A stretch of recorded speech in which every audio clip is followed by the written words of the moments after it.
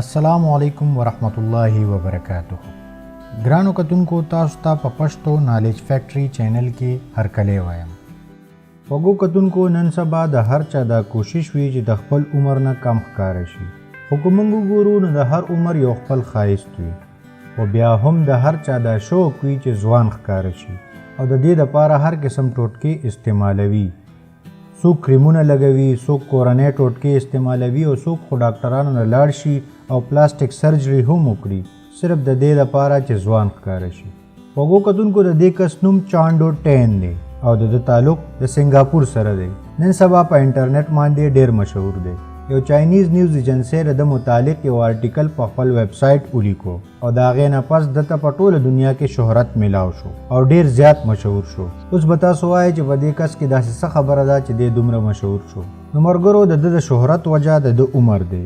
تاسو به سوچ کوئ چې دا د 25-30 کالو یو ځوان هلک دی، خو داسې نه ده. د دې کس عمر چې نوم یې چانډو ټین دی 50 کاله دی. دا داسې خبره ده چې په دې څوک هم یقین نه کوي. دی 50 کلن چانډو ټین ته د ملګري سیډي وایي او دی اوس په سنګاپور کې یو ډېر مشهور انسان دی. وګو کتونکو دا 50 کلن کس نه صرف یو ماډل دی بلکې د فوټوګرافرۍ د یو کمپنۍ مالک هم دی او اوس په ټوله دنیا کې مشهور دی. او دا هغه کس دی چې نورو غټو خلکو له به تصویران ویستل. اوس په خپله یو غټ سړی دی.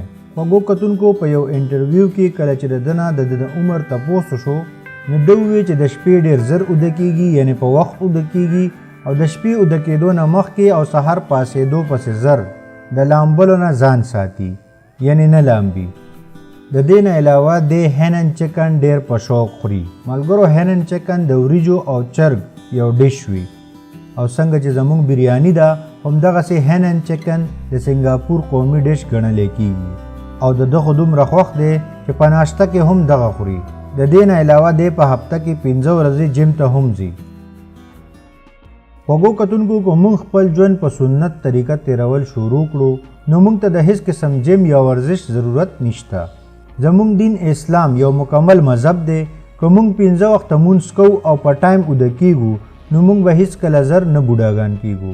ملګرو که ویډیو مو خوښه شوې وي نو لایک یې کړئ او نورو ملګرو سره یې شیر کړئ او چینل لازمي سبسکرایب کړئ.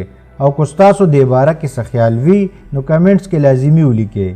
سلمان شاه له ورکې اجازت د الله په امان.